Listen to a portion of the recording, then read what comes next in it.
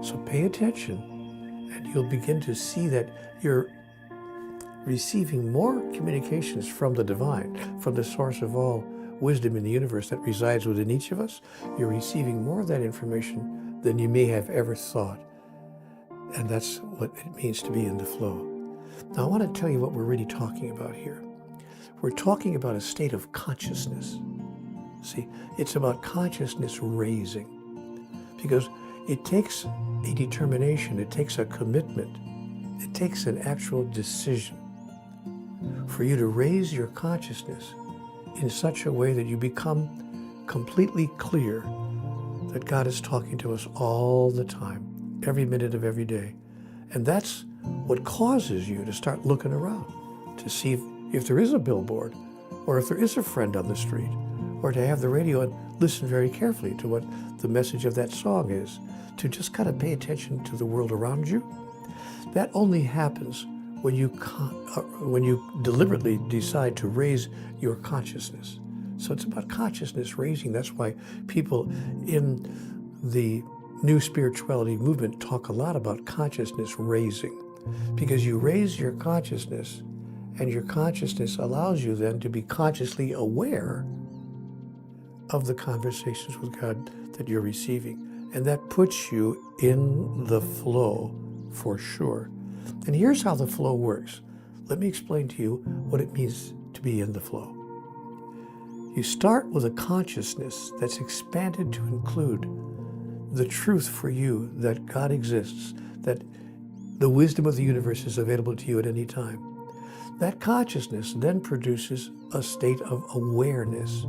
It causes you to automatically be aware of your surroundings, be aware of the impact of the energy that proceeds from you into the world, and the energy that's coming back to you from the world, to be more aware of it and the impact that it's having than you may ever have been before.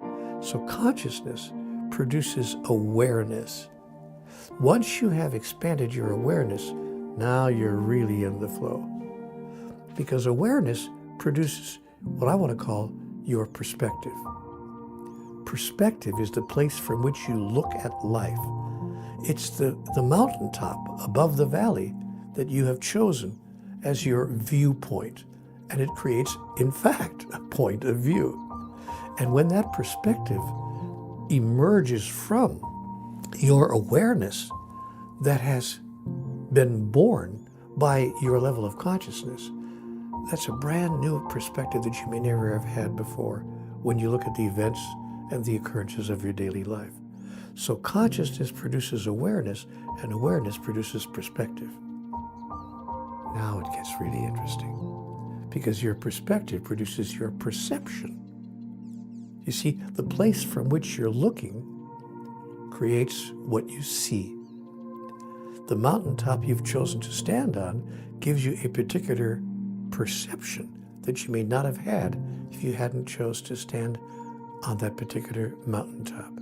So your perspective creates your perception, and it expands your perception. And people will say to you often, wow, that's really very perceptive of you. And they'll even start to notice that certain things have changed. Certain things have been altered in the way you look at the world. By the way you look at the world is how the world looks at you. And you'll sense that integration when you're in the flow. Now, after you have expanded your perception, you will find that your perception is creating a brand new set of beliefs. You see, seeing is believing. So perception creates beliefs. Beliefs that you may not have had before, that you may not have held before, beliefs that you may not have even considered before, beliefs about life, beliefs about yourself, beliefs about the chances you have to do what you really want to do, about the opportunities, beliefs about every aspect of your daily experience. Let me give you an example of what I'm talking about. I happen to believe I'm a very lucky person. And I'm lucky in small things, like finding parking spaces, for instance. My family always laugh whenever we drive into the city, because they always say, don't worry, Neale will find a parking space, even on the busiest day of the year. And you know what? I always do. And everybody in the car laughs. They say, what is, he has God on his side? It's not that I have God on my side, of course. God's on everybody's side. But I have a belief that I'm going to find that parking space. But it's not just beliefs about small things. It's beliefs about big things as well. How life is going for me in the major areas of my experience. For instance, I believe that things are always solvable, that there is no problem that I cannot solve. So when I encounter problems in my life, which we all do, I don't get mad or get upset that the problem is there. My first reaction is, it's okay, we can solve this. We can solve this problem. And you know what? Since I've taken on that belief, I have never come across a problem that couldn't be solved. And I don't mean when I'm talking about a problem being solved that it just kind of went away. I'm talking about a problem that's solved in my favor. That is, the outcome of the conditions produce favorable circumstances and favorable results in my life. That's powerful and that's important. But I have a belief, you see, that life is always working in my favor.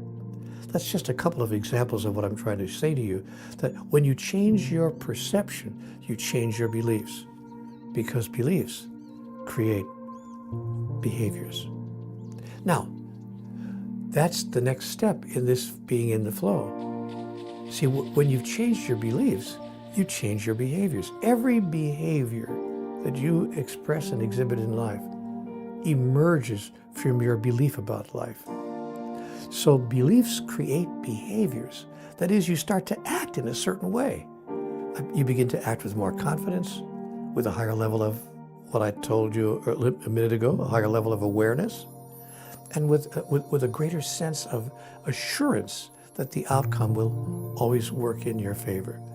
So that creates a certain way of behaving in the world, and don't think that those behaviors don't change your outcomes, because they're the only things that will, which is the next step when you're in the flow. Because when you're in the flow, your behaviors create your experience. And suddenly you are in charge of your experience. Suddenly your experience is not something that's happening to you. It's something that's happening through you. And you become the creator of your own experience, which then produces the ultimate result, which we call reality. See, your experience creates your reality. And all reality is created individually, interiorly by us, even as our exterior circumstances are produced collaboratively by everyone. See, I'm pretty clear that I'm not going to change my exterior reality if I'm walking through a huge city and I'm in downtown and there are 6,000 people around me. I'm not going to be able to, I don't think, maybe if I get to a higher level of mastery, maybe one day, but right now I'm not at a level where I'm able to shift the reality of 6,000 people, but I can shift my own interior reality of the exterior circumstance or event that's occurring right in front of my face, right in front of my eyes. And when you're in the flow, it's remarkable how you can adjust and alter your interior reality of any exterior experience, causing it to be joyful, peaceful, and without struggle. So that's what happens when you're in the flow. When you're in the flow, your consciousness creates your awareness. Your awareness creates your perspective. Your perspective creates your perception. Your perception creates your beliefs.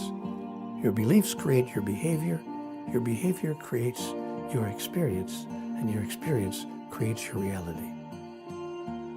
And guess what? You're in the flow. But it starts with willingness.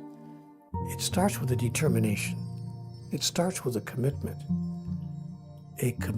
to the idea that there is a thing called God, that God is on your side, that God is having conversations with you all the time, and that all you have to do is listen, honor the message you're receiving, respond to it in a positive way, and let the rest take care of itself.